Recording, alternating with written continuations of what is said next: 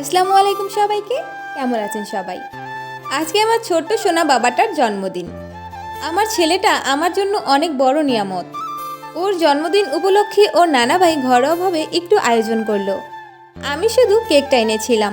তো সকাল সকাল আম্মু আর আমি কাজে লেগে পড়লাম। অনেক গেস্ট আসবে আজকে বাসায়। আমাদের সাহায্য করার জন্য আমার কাকি আর চাচাতো বোনেরাও এসে পড়েছে। তারাও আমাদের সঙ্গে সঙ্গে কাজ করছিল। গরুর মাংসগুলোকে আমি ম্যারিনেট করে প্রেসার কুকারে দিয়ে দিলাম। প্রেসার কুকারে দিলে দেখা যায় তাড়াতাড়ি হয়ে যায় মাংসটা। বিরিয়ানি রান্না করার জন্য আম্মু আবার বিশাল বড় একটা রাইস কুকার নিল। বাসায় কোনো বড় আয়োজন হলে আমরা এই রাইস কুকারেই রান্না করি। আম্মুর হাতের বিরিয়ানি কিন্তু অনেক মজা হয়। এরপরে আমরা চলে গেলাম ডেকোরেশন করতে। আমরা বিকেলবেলা কেকটা কাটবো, কারণ আমার ছেলে কিন্তু 4:20-এ জন্মগ্রহণ করেছিল। আর সেদিন ছিল শুক্রবার, কিন্তু আজ কিন্তু শনিবার। আমরা ভাই বোনেরা মিলে এত সুন্দর করে ডেকোরেশন করছি, আর আমার ছেলে শুধু বেলুন দেখলেই ভয় পায়। যার জন্য এত সুন্দর করে ডেকোরেশন করলাম সেই শুধু ভয় পাচ্ছে। যেই চিকেনগুলোকে আমি সকালে ঘুম থেকে উঠেই ম্যারিনেট করে রেখেছিলাম সেগুলোকেই ভেজে নিলাম। আমার একটা বান্ধবীর কাছে আমি কেকটা অর্ডার দিয়েছিলাম। আমি যেমন বানাতে বলেছিলাম ও সেম টু সেম তেমনই বানিয়েছে। আবার নিজেই কষ্ট করে কেকটা আমার বাড়িতে পৌঁছেও দিল। এবার তাড়াতাড়ি করে এটা নর্মাল ফ্রিজে রেখে দেই, না হলে আবার গলে যাবে, আর গলে গেলে তো একে খেতে ভালোই লাগে না। এবার আমার আব্বাজানকে একটু রেডি করে দিই। ও তো জামা কাপড় পরতে নিলেই অনেক ঝামেলা করে, কিন্তু আজকে কিন্তু একটু শান্তশিষ্টভাবেই ছিল। দেখতে দেখতে মাসের পর মাস চলে গেল। আমার বাবাটার 1 বছর হয়ে গেল। বাবুর জন্য যেই ঘড়িটা এনেছিলাম ওটাও ওকে পরিয়ে দিলাম। বাবুর কিন্তু এই ঘড়িটা অনেক বেশি পছন্দের। ঘড়িটার লাল নীল লাইট আর মিউজিক শুনেই বাবু কিন্তু অনেক খুশি হয়। এরপরে আমিও রেডি হয়ে গেলাম।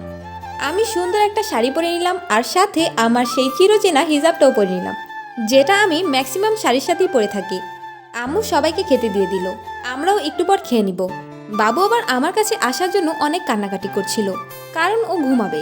কিন্তু আমি ভাবছিলাম কিছু ছবি তুলব, তাই আমি তাড়াতাড়ি কেক নিয়ে ছাদে উঠলাম, আর বাবুকেও সাথে নিলাম। এখন যদি ছবি তুলতে না দেয় পরে আর তুলতে দিবে না।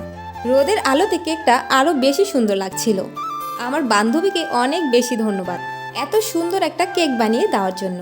ছেলেটাকে নিয়ে আমি কিছু ছবি তুললাম। এরপরে ভাবলাম একটা রিলস ভিডিও বানাই, কিন্তু আমার ছেলে কান্নাকাটি শুরু করে দিল। তাই আমি ঝটপট নিচে নেমে পড়লাম। তারপর ওকে ঘুম পাড়িয়ে আমরা সবাই খেতে বসলাম। কেক কাটার আগে আমি আবার বাবুর 12 মাসের একটা ছবি তুলতে চাচ্ছিলাম, আর তখনই সে ঘুম থেকে জেগে যায়।